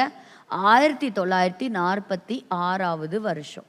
1946வது வருஷம். ஸோ அந்த வருஷத்தில் ஏதோ ஒரு சம்பவம் நடந்திருக்கணும் இல்லையா? இந்த இயரை பார்த்தாலே உங்களுக்கு எது ஞாபகத்துக்கு வரும்? ஹிட்லருடைய ஹாலோகாஸ்ட், 6 லட்சம் யூதர்களை கொலை செஞ்சது உங்களுக்கு ஞாபகம் வருதா உங்களுக்கு அந்த வருஷ காலங்களில்? ஸோ அப்படி இருக்கக்கூடிய அந்த வருஷம், ஸோ அந்த டைமில், அந்த பீரியடில் என்ன நடந்ததுங்கிறத பார்க்கலாம். ஸோ ஹிட்லருடைய தலைமையில் யூதர்கள் கொலை செஞ்சதுக்கு பிறகு அக்டோபர் 1ஆம் தேதி 1946வது வருஷத்தில் அன்னைக்கு நியூரென்பர்க் அப்படின்னு சொல்லக்கூடிய இன்டர்நேஷ்னல் மிலிட்ரி ட்ரிபியூனல், அதாவது இந்த வழக்கை விசாரிக்கும் போது ஒரு 12 முக்கியமான லீடர்ஸ், அதாவது நாசி லீடர்ஸை பிடிக்கிறாங்க. 12 பேர்த்துல ஒருத்தர் தற்கொலை செய்துக்கிறாரு, இன்னொருத்தர் இல்லை. மொத்தம் அந்த 10 பேர். யூஸ்வலாக அவங்கள எப்படி கொலை செய்வாங்கன்னா ஷூட்டிங் ஆர்டர்ஸ் கொடுப்பாங்க. ஆனால் அந்த சமயத்தில் அந்த தீர்ப்பு அவங்களுக்கு எதிராக எப்படி வந்ததுன்னா, அந்த 10 பேர்த்தையும் தூக்கிலிடணும் அப்படின்னு சொல்லி அந்த தீர்ப்பு வந்தது. இது எப்போ நடக்குது? 1946 ஹிட்லர் அன்னைக்கு ஒரு ஆமான போல எழும்பி யூதர்களை கொலை செய்தார். அவருடைய குறிக்கோளும் முழு யூதர்களையும் கொலை செய்யணும். அவர் மரித்து போறார். அதுக்கப்புறம் நியாய தீர்ப்பு வருது. அந்த ஜட்ஜ்மெண்ட் வரும்போது அதில் 10 லீடர்ஸை பிடிச்சி அந்த 10 லீடர்ஸையும் என்ன பண்ணாங்கன்னா தேவர் ஹேங்க்ட். அந்த 10 பேர்த்தையும் என்ன செஞ்சாங்க பாருங்க, அதோடைய ஆதாரங்கள் தான் அன்னைக்கு வந்த இது. இதில் ஒரு பெரிய இதுனா ஜூலியஸ் ஸ்ட்ரேக்கர், இவர் அதில் ஒரு ஒன் ஆஃப் த நாசி 10 குற்றவாளிகளில் இவர் ஒருவர். ஸோ இவரை தூக்கில் போடும்போது அவர் உள்ள நுழையும் போதே சொல்கிறார் ஹேல் ஹிட்லர் அப்படின்னு சொல்லி ஹிட்லரை உயர்த்தி பேசிட்டு அப்படியே நடந்து வரும்போது தன்னோட பேரை கூட அவர் சொல்லலையாம். ஆனால் அந்த மரணத்துக்கு அவர் மேலே ஏறும்போது ஒரு வார்த்தை சொன்னாரா. இவருக்கு யூதர்களே பிடிக்காது. அந்த ஒரு கார்ட்டூனிஸ்ட்டை பற்றி சொல்கிறாங்க.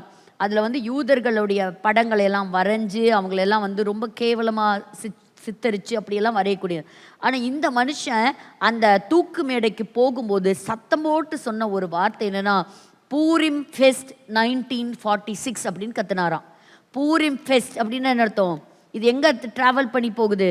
எஸ்தர் ராஜாத்தி காலத்தில் ஆமானும் அவனுடைய 10 மகன்களும் கொலை செய்யப்பட்டது. அந்த பண்டிகை கொண்டாடுறது தான் பூரிம் பண்டிகை. அப்போ அந்த பண்டிகை நினைவு கூறுகிற வகையில் இவர் இத்தனைக்கும் இவர் ஒன்றும் யூதன் கிடையாது, யூதர்களுக்கு விரோதமானவர், யூதர்களுடைய பகைஞன். ஆனால் இவர் தூக்கு மரத்துக்கு போகும்போது அவர் சத்தம் போட்டு சொன்னது என்னவா, பூரிம் ஃபெஸ்ட் 1946. இப்படியெல்லாம் நீங்கள் நடந்ததா அப்படின்னு நீங்கள் சொன்னீங்கன்னா இதெல்லாம் நடந்தது. இதுக்கான ஆதாரம் எங்கே இருக்குன்னா இன்றைக்கும் நியூயார்க்கில் இருக்கக்கூடிய மியூசியம் ஆஃப் ஜூயிஷ் ஹெரிட்டேஜ் அந்த இடத்துக்கு போனால் இந்த சுருளும் வைக்கப்பட்டிருக்கு. அதில் பூரிம் ஃபெஸ்ட் 1946 அப்படின்னு சொன்னதும் வைக்கப்பட்டிருக்குது. இத்தனை பேர் அதே போல் தூக்கிலிடப்பட்டு கொலை செய்யப்பட்டதும் மரண தண்டனைக்கு உட்பட்டதும் இருக்குது. ஆண்டவர் சொல்றாரு, எத்தனை அமலேக்கியர் எழும்புவாங்க, ஜெனரேஷன்ஸ் ஆஃப்டர் ஜெனரேஷன்ஸ் எழும்புவாங்க, ஆனாலும் ஆண்டவருடைய கை அவர்களை பின்தொடரும் அப்படிங்கிறத இந்த 10க்காக நான் சொல்கிறேன். தொடர்ந்து இவரை பற்றி நம்ம தியானிக்கலாம். ரொம்ப ஆச்சரியமான ஒரு விஷயமா இருக்கு இல்லையா? அப்போது இந்த ஹீப்ரூ டெக்ஸ்டிலிருந்து எடுத்து ஆண்டவர், அதனால தான் அவங்க சொல்கிறாங்க நாளைய தினமும் செய்யவும். அப்போ நாளைக்கு அப்படின்னு நம்ம சொல்கிறது உடனே it is not the immediate next day, it might be near R it may be for. சில தீர்க்க தரிசனங்கள் ரிப்பீட் ஆகிறதையும் நம்ம பார்க்குறோம். அதாவது ஒரு காலகட்டத்துக்கு மட்டுமல்ல, அது பல இடைவெளிக்கு பிறகு அது அடுத்தடுத்த சந்ததியிலையும் அது என்ன ஆகும், ரிப்பீட் ஆகுங்கிறத பார்க்குறோம். அப்போ வேத வசனங்கள் எவ்வளவு உண்மையானது, இந்த சம்பவங்கள் உண்மையானது அப்படிங்கிறதெல்லாம் நம்ம இங்கே பார்த்து நம்ம தெரிஞ்சுக்கிறதுக்கு ஒரு இதாக இருக்குது. அப்போ இன்றைக்கி இருக்கக்கூடிய இந்த கரண்ட் நியூஸை நான் வேகமாக சொல்கிறேன். அநேக தீவிரவாத இயக்கங்களை அவங்க தாக்கிட்டு இருக்கிறாங்க. யுத்தங்கள் தொடர்ந்து நடந்துகிட்டே இருக்குது. ஆனாலும் பார்த்தீங்கன்னா யூதர்கள் மேலே இருக்கக்கூடிய இந்த பகை நாளுக்கு நாள் வளர்ந்துட்டே தான் இருக்குது. ஸோ இன்றைக்கும் பார்த்தோம் அவங்களுடைய சினகாக்லாம் அவங்களுக்கு விரோதமாக எழுதுறதை பார்க்குறோம். எல்லாத்த விட யூதர்களுக்கு இந்த வாரம் தாங்கிக்கவே முடியாத ஒரு விஷயம் என்ன அப்படின்னு சொன்னீங்கன்னா, அந்த வெஸ்டர்ன் வால், அந்த வால் இருக்கு இல்லையா, அதுலேயே போய் ஒரு வாலிபன் எழுதி வச்சிட்டான். என்னன்னா, காசால நடக்கிறது இந்த ஹாலோகாஸ்ட் மாதிரி ஒரு இனப்படுகொலை நடந்துட்டு இருக்குது. அது அவங்களால தாங்கிக்கவே முடியல. ஏன்னா அந்த வெஸ்டர்ன் வால் அப்படிங்கிறது தான் அந்த டெம்பிள் இடிஞ்சதுக்கப்புறம் அவங்க கிட்ட இருக்கக்கூடிய ஒரே ஒரு சுவர் இல்லையா, அது அவங்களுடைய ஒரு புனித ஸ்தலம். அதை அப்படி பாங்காக வச்சுட்டு இருக்கிற அதில் போய் அந்த ஹாலோகாஸ்ட்ன்னு சொல்லி எழுதுனது அவங்களுக்கு ரொம்ப பெரிய ஒரு தாக்குதல். முக்கியமாக இந்த வாரம் நடந்ததில் 2 விஷயங்க. ஒன்று, பெஞ்சமின் நெத்தன்யாஹு சொல்லக்கூடிய ஒரு விஷயம் என்ன அப்படின்னா, இந்த யுத்தம் ஒரு முடிவுக்கு வரும் எப்போ அப்படின்னா, ஹமாஸ் அப்படின்னு சொல்லக்கூடிய தீவிரவாத இயக்கம் கம்ப்ளீட்டாக என்ன செய்யணும், ஆயுதங்களை கீழே போட்டு அவங்க சரண்டர் ஆகணும். எங்களுடைய பிணை கைதிகள் அவங்களோட கஸ்டடியில் இருக்கிறாங்க, அவங்க எல்லாரும் ரிலீஸ் ஆகணும். காசா இனிமேல் அது பயங்கரவாதிகள் இருக்கக்கூடிய இடம் அல்ல. எங்களுடைய செக்யூரிட்டி கண்ட்ரோல் அது மேலே இருந்துகிட்டே இருக்கும். இனிமேல் வரக்கூடிய ஒரு இஸ்ரேலி பீஸ்ஃபுல் சிவில் அட்மினிஸ்ட்ரேஷன் அப்படின்னு அர்த்தம். அவன் என்ன செய்கிறான், அடுத்தடுத்த சந்ததிக்கு இந்த அமலேக்கியன் மாதிரி சொல்லி கொடுக்குறான். பிறந்த குழந்தைக்கே சொல்கிறான், யூதன் தாண்டா நம்ம எதிரி, அவனை நம்ம என்ன செய்யணும், ஒழிச்சு கட்டியே ஆகணும் அப்படின்னு பள்ளிக்கூடத்தில் பாடத்திட்டமாகவே கொண்டு வராங்க யூதர்களுக்கு விரோதமாக. அப்படி இல்லாமல் ஒரு பீஸ்ஃபுல்லான ஒரு நல்ல ஒரு மக்கள் இருக்கணும். ஸோ காசாவை கைப்பற்றுவது எங்களுடைய திட்டம் கிடையாது. ஆனால் இதுக்கு எந்த ஒரு கண்டிஷனுக்கு நீங்கள் ஒத்து வரலன்னா எங்களுடைய படை முன்னேறி போய் அந்த காசாவில் இருக்கக்கூடிய அந்த சென்ட்ரல் கேம்பஸ் மற்றும் காசா சிட்டியை நாங்கள் கைப்பற்றுவோம். எங்களுக்கு எந்த நாடு உதவி செஞ்சாலும் செய்யலைனாலும் காசாவை நாங்கள் பிடிக்க போகிறது உண்மைதான். பாருங்கள், இதெல்லாம் ரொம்ப இந்த வீடியோலாம் பார்க்குறதுக்கே ரொம்ப கொடுமையாக இருந்தது. சீரியா நாட்டில் நடந்த அந்த தாக்குதல் படுகொலைகள்லாம் நம்ம பார்க்குறோம். ஸோ இது எல்லாமே வந்து இப்போ ரெண்டாவது ஒரு பாயிண்ட் பார்க்க டைம் இல்லாதனால நான் சொல்கிறேன். பாருங்கள், எல்லா இடத்துலையும் இந்த பாலஸ்தீனியன், இது வந்து இஸ்ரேல் நாட்டினுடைய மேப்பு. பட் இதை வந்து என்னன்னு சொல்கிறாங்க, இதுதான் எங்கள் நாடு, இத்தனை நாளாச்சு இருக்கிறதுக்கு இடம் கொடுங்க. நாங்கள் இப்போ என்ன, நாங்கள் இஸ்ரேல் மக்கள் எங்கே இருக்கிறாங்களோ அதுதான் எங்களுடைய நாடு அப்படின்னு சொல்லி அவங்க சொல்கிறத நம்ம பார்க்குறோம். அதே போல் இந்த வாரம் 2 நாடுகளுக்குள்ள ஒரு சமாதானம் உண்டாயிருக்கு. என்னென்னா அசர்பைஜானுக்கும் அர்மேனியாவுக்கும். ஸோ இது எல்லாமே ட்ரம்ப்புடைய தலைமையில் நடந்திருக்கு அப்படிங்கிறத பார்க்குறோம். அதே போல் ஈராக்கில் ISIS உடைய தீவிரவாதங்கள் இருக்குது. ஈரானில் வந்து பார்த்திங்கன்னா சரியான தண்ணி இல்லை, எலக்ட்ரிசிட்டி இல்லை, பணம் இல்லை, பயங்கரமான ஒரு நெருக்கத்தில் இருக்கிறாங்க ஈரான். அப்போ பெஞ்சமின் நெத்தன்யாஹூ சொல்லியிருக்கிறாரு, இங்கே பாரு இப்போ ஒன்றும் கெட்டு போல, நீ எல்லாத்தையும் நீ எங்களை இந்த பகையை விட்டு ஒழிஞ்சு போ. உலகத்துக்கே தெரியும் நாங்கள் தான் வேஸ்ட் வாட்டர் டீசாலினேஷன் அதை வந்து நாங்கள் சுத்தப்படுத்தி கொடுக்குறோம். 90% வேஸ்ட் வாட்டரை நாங்கள் ரீயூசபிள் வாட்டராக நாங்கள் மாற்றுறது நாங்கள் தான். உனக்கு நாளைக்கே நாங்கள் தண்ணி கொடுக்குறோம். பாருங்கள், ஒரு குட்டி நாடு பெரிய நாட்டுக்கு என்ன சொல்லுது, தண்ணியை நான் கொடுக்குறேன். அதுதாங்க ஆண்டவருடைய ஆசீர்வாதம் கொண்ட ஒரு நாடு. பட் அந்த நாடு இப்போ தத்தளிக்குதுங்கிறத பார்க்குறோம். ஹாப்பியஸ்ட் கண்ட்ரியில் இஸ்ரேல் 2வது இடத்துல இருக்குது. இதை நம்ம அடுத்த வீக் பார்க்கலாம். யூரோப்புடைய எக்கானமி எப்படி இருக்குது இப்போது அப்படிங்கிறத பார்க்கலாம். ஸோ அதே போல் விளாடிமிர் புட்டினுக்கும் ட்ரம்ப்பும் சேர்ந்து இந்த உக்ரைனுடைய இந்த யுத்தம் ஓயணும் அப்படிங்கிற ஒரு தீர்மானத்துக்குள்ளே வரப்போகிறாங்க. ஒரு டிஸ்கஷன் நடக்க போகுது. அதுக்காக ஜோம் பண்ணுங்க. அதில் ஒரு சில பகுதிகளை அவங்க கேட்குறாங்க, ரஷ்யா கேட்குது அதை விட்டு கொடுக்கணும்னு சொல்லிட்டு. ஸோ அதுக்காகவும் நீங்கள் ஜெபம் பண்ணுங்கள். 2வது வந்து ஹியூமானிட்டேரியன் எய்ட்ஸ் காசா பகுதிகளுக்குள்ளே சரியாக உள்ள அனுமதிக்காததுக்கு காரணம் அங்கே இருக்கக்கூடிய பயங்கரவாதிகள் தான்.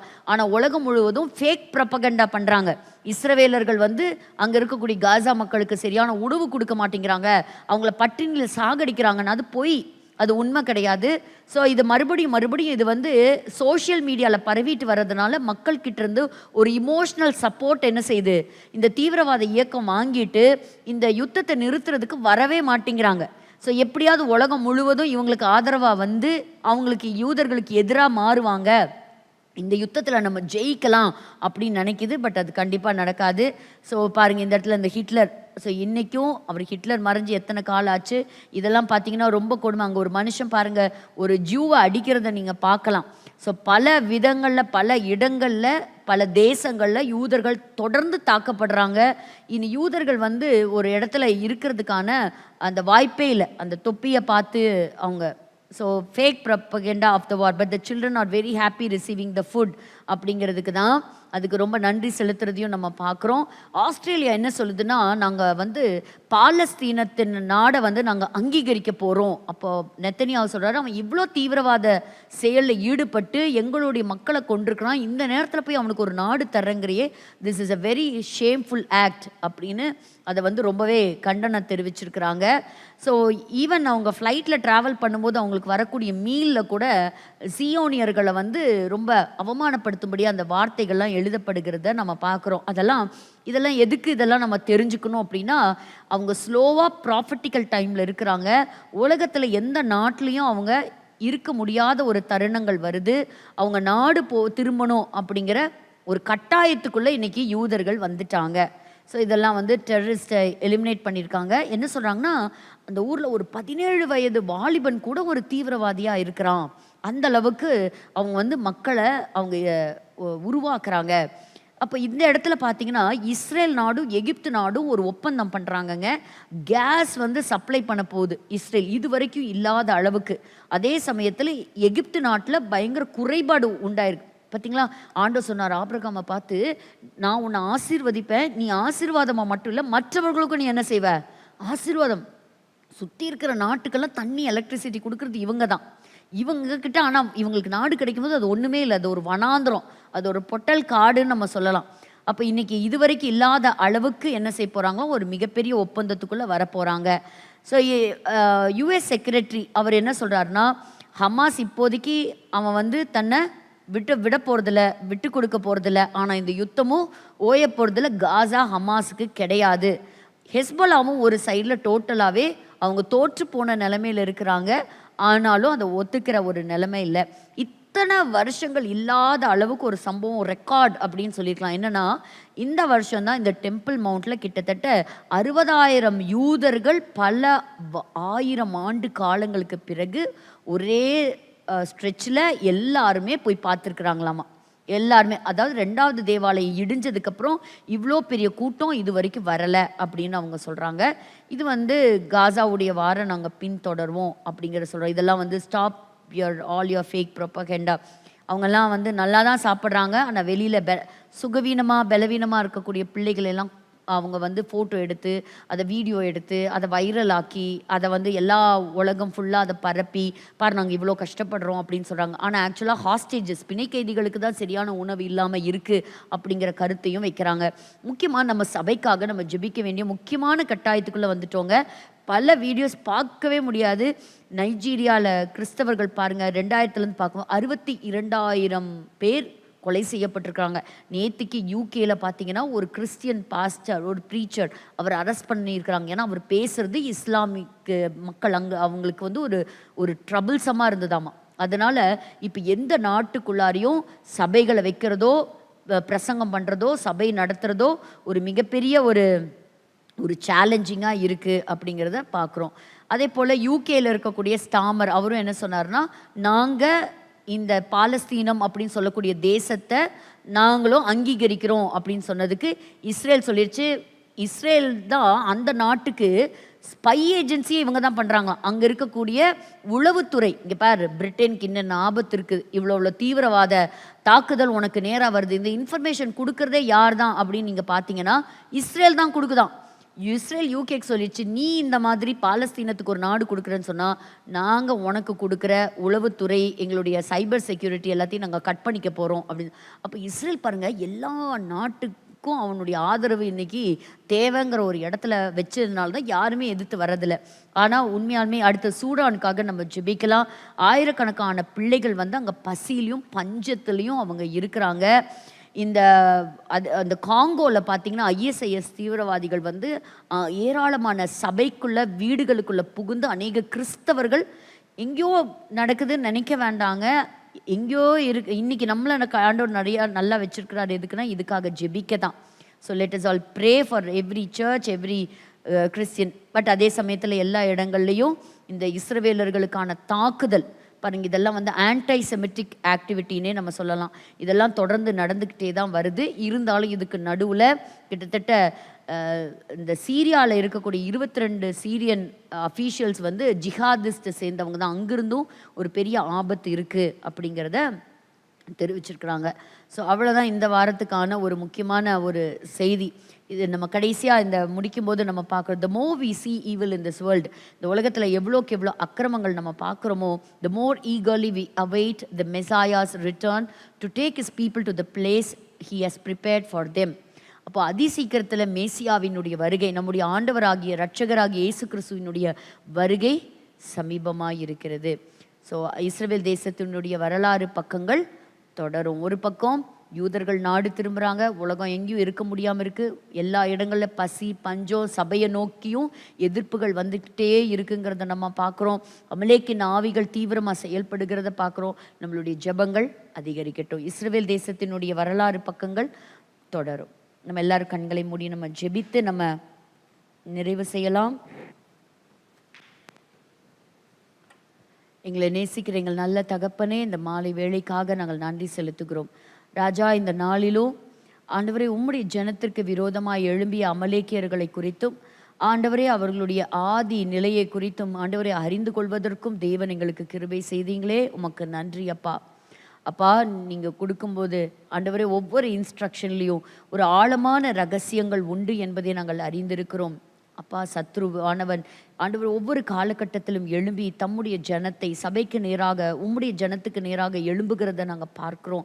இந்த நாட்களிலும் ஆண்டவர் உம்முடைய வருகைக்காக எதிர்பார்த்திருக்கிற எங்களை கர்த்தர் ஆயத்தப்படுத்துங்கப்பா, தகுதிப்படுத்துங்க. எந்த சூழ்நிலையிலையும் இந்த உலகத்தை பார்த்து உலகத்துக்குரிய காரியங்கள் மேலே கண் வைத்து பரத்துக்குரியதை நாங்கள் இழந்து போய் விடாதபடிக்கு கர்த்தர் தாம் எங்களை ஆயத்தப்படுத்தி தகுதிப்படுத்துவீராக. இந்த நாளிலும் இந்த செஷனுக்காக உழைத்த ஒவ்வொரு உள்ளங்களை மனதார வாழ்த்துகிறேன். ஆண்டவரே, அவர்களை இந்த பிள்ளைகளை ஆசீர்வதிங்க.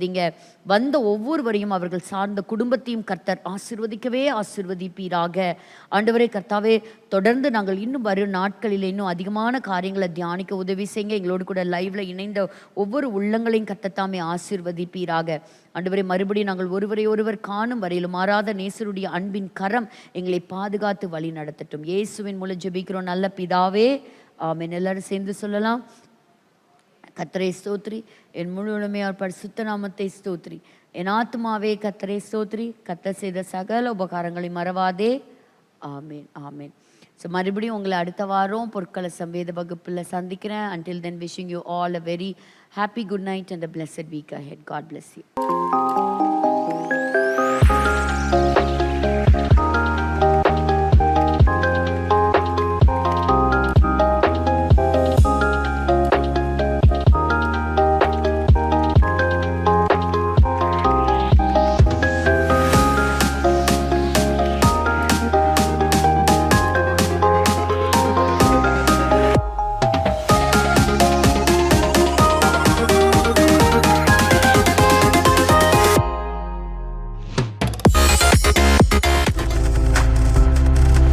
நீங்கள் பார்த்து கொண்டிருப்பது உங்கள் ஜாய் டிவி. உங்கள் துக்கம் சந்தோஷமாய் மாறும்.